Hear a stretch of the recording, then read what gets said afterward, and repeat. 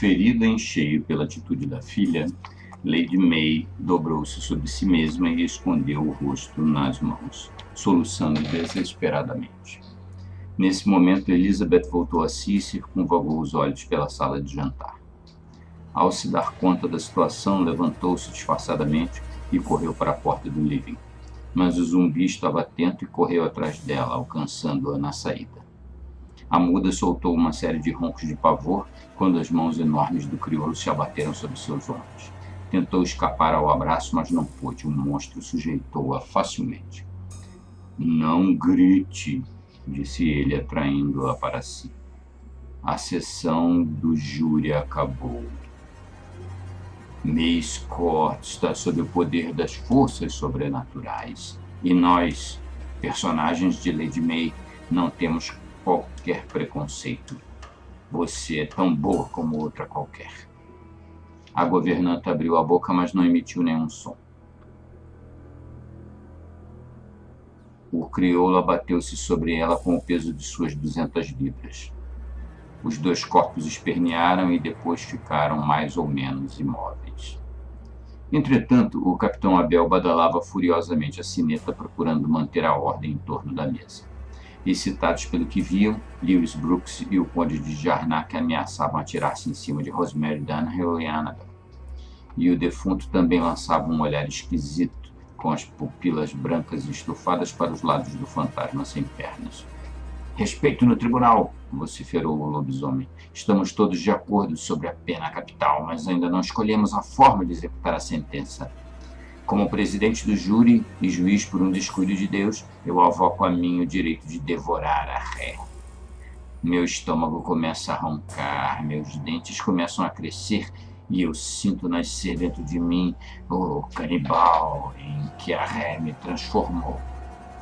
Não permito, ciciou o leproso, dardejando sobre Lady May o olhar venenoso do seu único olho. Quero ser o primeiro a esfregar-me em seu corpo branco e sadio. Quero transmitir-lhe os meus vacilos, quero contaminá-la com a mesma doença horrível que ela me provocou. Peço a preferência, acudiu o conde de Jarnac. Quero ser o primeiro a mordê-la. Para mim, basta-me uma dentada no pescoço e 1 litro de sangue quente e fumegante. Deite-na no meu caixão, implorou a morta-viva. No meu caixão coberto de flores. Vocês vão ver o que farei com ela. Comigo, gemeu o defunto. Deite-na comigo. Quero sufocá-la com minha mão esquerda. Basta-me apenas esta mão. O capitão Abel deu volta à mesa e inclinou-se para Lady May, tocando-lhe no ombro. Ela teve um sobressalto, mas não parou de soluçar. Não chore, milady. Não vai doer muito. Depois da primeira dentada, a senhora pedirá a Deus para que a morte venha mais depressa e ele a atenderá. Deus sempre atende os condenados à morte. Walker estava encolhido na cadeira, lutando contra um invencível mal-estar. Sentia ânsias de vômitos e um peso horrível na cabeça, mas não podia desmaiar. Se houvesse uma probabilidade de destruir os monstros, só ele teria condições para isso. Seus olhos caíram sobre o caderno com os originais do livro, ainda aberto em cima da mesa. E então fez-se luz no seu cérebro. Ali estava a solução. Há mais tempo que devia ter pensado nisso. Ali estava o meio de fazer os monstros voltarem para as trevas de onde tinham vindo. Cada um que se divirta como quiser, gritou o capitão Abel, segurando Lady May pelo queixo e obrigando-a a levantar a cabeça. Eu darei o exemplo castigando a condenada. Acabou-se a seriedade, camaradas. Cada um que se divirta como quiser. Annabel e o conde de Jarnac não esperaram mais nada para se abraçarem e enrolarem para debaixo da mesa, soltando uivos de prazer. Simultaneamente, o leproso e a morta-viva também correram um para o outro e rasgaram nervosamente os lençóis que ocultavam os corpos lívidos. Finalmente, explodiu o morfético beijando a namorada. Estamos livres para o amor. E os dois foram cair contra a quina da parede, trocando beijos furiosos e manchando tudo de sangue e de pus. A sala de jantar parecia um manicômio. O capitão Abel sorria, satisfeito com o espetáculo grotesco, mantendo o rosto de Lady May voltado para si. A viúva tinha fechado os olhos e chorava mansamente, quase sem rumor. Ele beijou-a ferozmente nos lábios e começou a rasgar-lhe o vestido. Lady May encomendou a alma a Deus. Entretanto, Walker tinha fechado o caderno com os manuscritos e levantava-se disfarçadamente da cadeira, pronto para escapar pela porta do living. Mas não contava com a vigilância do fantasma sem pernas. O espírito de Sir Randolph não tinha olhos e por isso ninguém sabia para onde ele estava olhando. E ele estava olhando para o editor. "Cuidado!" gritou o monstro com voz cavernosa. "Segurem este homem! Ele quer nos destruir!" O capitão Abel largou Lady May e voltou-se, soltando um urro animalesco. Seus dentes tinham crescido e os longos pelos de seu focinho davam-lhe o aspecto de um gigantesco cachorro preto. Mas estava longe demais para acudir. Walker deu um empurrão no defunto, que tentava agarrá-lo com o braço sem mão, e correu para a porta, levando o caderno embaixo do braço. O fantasma esvoaçou atrás dele, tentando atingi-lo com um golpe da bola de ferro, porém errou a pontaria e apenas fez um rombo na parede. Rapidamente, Walker atravessou a porta e desembocou no living. Atrás dele soavam os gritos selvagens dos monstros. "Ele vai nos destruir! Ele vai nos destruir!" O editor correu para a lareira, abriu a pasta e apanhou um punhado de papéis, os 4 primeiros capítulos do livro, atirando-os no fogo crepitante. As labaredas lamberam os manuscritos, diminuíram, cresceram, crestaram os papéis e logo os transformaram em novas chamas rutilantes. Ouviram-se outros gritos agudos na sala de jantar. O capitão Abel, metamorfoseado em lobo, Rosemary Dunhill e Lewis Brooks apareceram à porta, pálidos e transparentes, os olhos arregalados pelo espanto. Depois, à medida que os papéis se iam transformando em cinzas na lareira, eles se foram tornando mais e mais transparentes. Foram sumindo, até que não ficaram mais vestígios de seus corpos. Walker agarrou noutra mancheia de manuscritos e também os atirou no fogo. O vampiro e o defunto apareceram à porta da sala, gritando desesperadamente, e também foram se desintegrando, se diluindo, desaparecendo por completo. A cartola do conde de Jarnac ainda ficou um instante solta no ar. Em seguida, também sumiu, dando uma reviravolta como se despedisse da humanidade. Só restavam algumas poucas folhas de papel no caderno. Walker atirou tudo para dentro da lareira. Ele julgava que não havia mais nenhum monstro. Contudo, um crioulo doido, nu e gigantesco como uma estátua de ébano, entrou correndo no living e agarrou o editor pelos braços, mantendo-o imobilizado. Era o zumbi. Walker encarou-o de perto, apavorado. "O senhor vai comigo", rugiu o negro, abraçando-o com força, mas não teve tempo para mais nada. Sud fez uma careta, soltou um berro de dor e pôs-se a dar cambalhotas no tapete. Seu enorme corpo nu foi ficando cada vez mais transparente até sumir de todo. Walker estava exausto. Apoiou-se à parede para não cair. As pernas lhe tremiam e o coração batia em seu peito como um tambor. "Estamos livres", suspirou. "Estamos livres do pesadelo." Nisso, Annabel apareceu à porta da sala, apenas de calcinhas, com o sobretudo nas mãozinhas brancas. "Obrigado", murmurou ela com um sorriso encabulado. "O senhor me salvou, Mr. Walker." Atirou-lhe o capote e subiu rapidamente as escadas, leve e vaporosa, desaparecendo no sobrado. Walker continuou encostado à parede sem forças, com o sobretudo na mão. Então, Lady May e a governanta também vieram da sala de jantar, amparadas uma a outra, tremendo como varas verdes. "Onde estão eles?" perguntou a viúva com voz fraca. O editor teve um sorriso pálido. "Tranquilize-se, Mary. Eles não existem mais. Acabou-se o pesadelo. Eu destruí seu romance e assim a vida de seus horríveis personagens. De qualquer maneira", ajuntou com um sorriso amarelo, "eu não ia mesmo editar o livro. A horrível doença de Lewis Brooks era horrível demais para ser posta no mercado." Silenciosamente, com o coração repleto de gratidão, Lady May atravessou o living e abraçou-se ao homem que amava. Conclusão.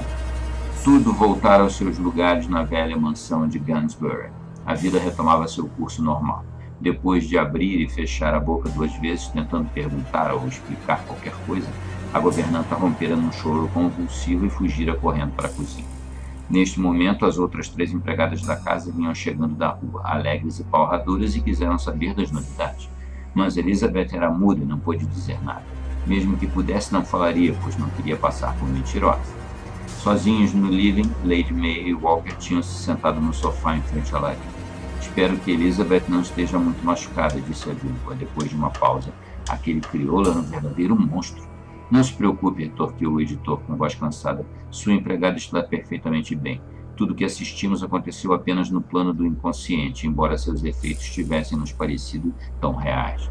As sensações desagradáveis que sofremos foram produzidas por seres imaginários, criados por um inexplicável fenômeno da natureza, e deixaram de existir logo que esses seres voltaram para o nada. O processo da morte dos monstros pela destruição do livro a que eles pertenciam foi exatamente o inverso do processo da criação, quando os artistas dão vida às suas obras. Portanto, aquilo que existiu pela imaginação deixa de existir para sempre na realidade. As dores, os ferimentos, as angústias nasceram e morreram em nossos corpos no curto espaço de tempo transcorrido entre a entrada do lobisomem e a destruição dos monstros. Agora não há mais nenhum vestígio da passagem desses estranhos personagens por Maze Court. Estamos definitivamente livres deles. Lady May olhou para seu próprio vestido e constatou que a roupa rasgada tinha voltado a ficar intacta. E ela não sentia mais nenhum efeito da tragédia, nem dores, nem angústias, apenas um vazio perfeitamente tolerável. Walker também já se recompusera das emoções sofridas. Os monstros agora só existiam na memória dos dois, e muito breve, com a graça de Deus, teriam se esquecido deles.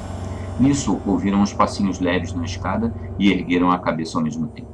Annabel vinha descendo de camisolão branco com um candelabro aceso na mão. E a senhora, mamãe? Lady May correu ao seu encontro, ansiosa, olhando-a de alto a baixo, cheirando-a, apalpando-a, à procura de algum sinal, algum estigma deixado em seu corpo pela visita dos monstros. Nada.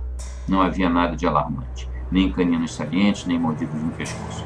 A menina voltara a ser o mesmo anjo louro de Maze Court, o rostinho mimoso espelhando uma alma ingênua e pura. Minha filha, exclamou a viúva, abraçando-a com emoção. Minha pobre filhinha. A garota não entendeu aquela manifestação exagerada de ternura. Que foi, mamãe? Por que está chorando? Eu, hein? Aconteceu alguma coisa? Nada, meu bem, é que eu pensei que você já estivesse dormindo. Ouvi vozes aqui embaixo e desci. A senhora não disse que Mr. Walker já tinha ido embora? Sim, é verdade, mas ele precisou voltar. Annabel olhou para Walker com um sorriso tímido dos lábios cor-de-rosa. Depois beijou a mãe na testa. Preciso lhe contar, mamãe. Tive um pesadelo horrível. Sonhei que havia uma porção de bichos no meu quarto, vampiros, lobisomens, fantasmas, e eu era um desses bichos. Acordei apavorada, foi por isso que desci. Eu sei que não devia ter lido o seu livro, mas enfim, graças a Deus não aconteceu nada, não é? A mãe fez-me um afago nos cabelos louros. Não, querida, não aconteceu nada. Foi um sonho. Apenas um sonho. Annabel sorriu encabulada e ajeitou puticamente a camisola. Sabe, Mr. Walker, prosseguiu de olhos baixos, evitando encarar o editor. Pensei muito esta noite e... Pois é, resolvi fazer a vontade de mamãe. Tenho certeza que papai não vai se zangar. Papai disse que eu devo ser obediente. E a gente precisa de um homem nesta casa. Pois é, Mr. Walker, estou disposta a aceitá-lo como meu segundo pai. Walker e Lady May sorriram felizes e deram-se as mãos num compromisso de mútua felicidade. E os dois, sem que Annabel compreendesse a razão de sua atitude, ficaram olhando fixamente para as chamas da lareira, onde os originais de A Horrível Doença de Lewis Brooks tinham se transformado rapidamente em cinzas. Pós-scriptum. Essa é a história dos personagens de Lady May, tal como me foi contada pela própria autora nos Jardins de Maze Court. Espero que o leitor tire algum proveito da fábula. Quanto mais não seja, vale como uma advertência àqueles que gostam de brincar com o sobrenatural. Os escritores assumem uma grande responsabilidade ao criarem seus heróis e tecerem seus enredos macabros. Todos devem pensar duas vezes antes de darem forma a criaturas, que muitas vezes se voltam contra os criadores. Aliás, isso me faz lembrar aquele caso que me contaram no Haiti sobre a evocação dos mortos nos terreiros de voodoo. Mas essa é outra história. A seguir, Os Mortos Querem Paz, outra história fora do comum narrada por Spectre e recolhida nos terreiros de Macumba das Antilhas, uma novela de suspense que conta o susto sofrido por uma moça ao invocar o espírito de seu noivo morto, num desastre de aviação. Vocês não devem deixar de ouvir esta história sobrenatural, mas preparem-se para dormir com a luz acesa.